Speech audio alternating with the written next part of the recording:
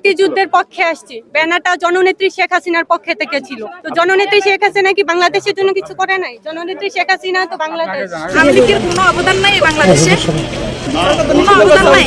উচিত কথা বললে সাধারণ মানুষ খারাপ হয়ে যায় না, উচিত কথা বললে আপনারা যেভাবে বলতেছেন মনে হয় না আওয়ামী লীগ কিছুই করে।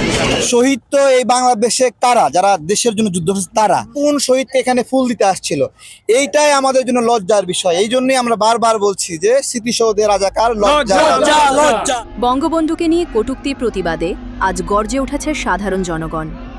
মহান স্বাধীনতা দিবসকে ঘিরে রাজনৈতিক অঙ্গনে বিরাজ করছে চরম উত্তেজনা।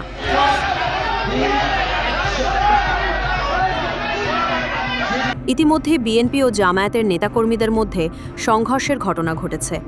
শুধু তাই নয়, ফুল দিতে গিয়ে জাতীয় পার্টি ও এনসিপির নেতাকর্মীদের মধ্যেও সংঘর্ষ বাঁধে। অভিযোগ উঠেছে, এনসিপির নেতাকর্মীরা জাতীয় পার্টির উপর হামলা চালায়। এরা জঙ্গি। মার্চে যারা পাকিস্তান দিবস পালন করেছিল তারা আসলে রাজাকারের বাচ্চা, পাকি বীজ। এদিকে ধানমন্ডি ৩২ নম্বরে শ্রদ্ধা জানাতে এসে এক নারী তোপের মুখে পড়েন। তাকে ঘিরে মব তৈরি হলেও সাংবাদিকদের উপস্থিতি ও চাপে পরিস্থিতি নিয়ন্ত্রণে আসে এবং মব পিছু হটে। আপনি মারধর কেন করলেন? সে কি মারধর করলেন? আপনি তার দলীয় কোনো পরিচয় পেয়েছেন তো? আমরা দেখলাম। তাকে মারলেন কেন? না না, তাকে মারলেন কেন?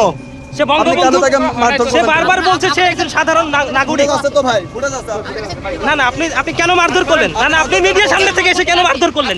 অন্যদিকে ছাত্রলীগের নিষেধাজ্ঞা বাতিলের দাবিতে বিক্ষোভ মিছিল করেছে সংগঠনটির নেতাকর্মীরা। তবে সেখানে দেখা গেছে ভিন্ন চিত্র।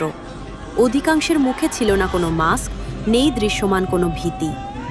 সুপ্রিয় দর্শক, এ বিষয়ে আপনার মতামত কি? কমেন্ট করে জানাতে ভুলবেন না।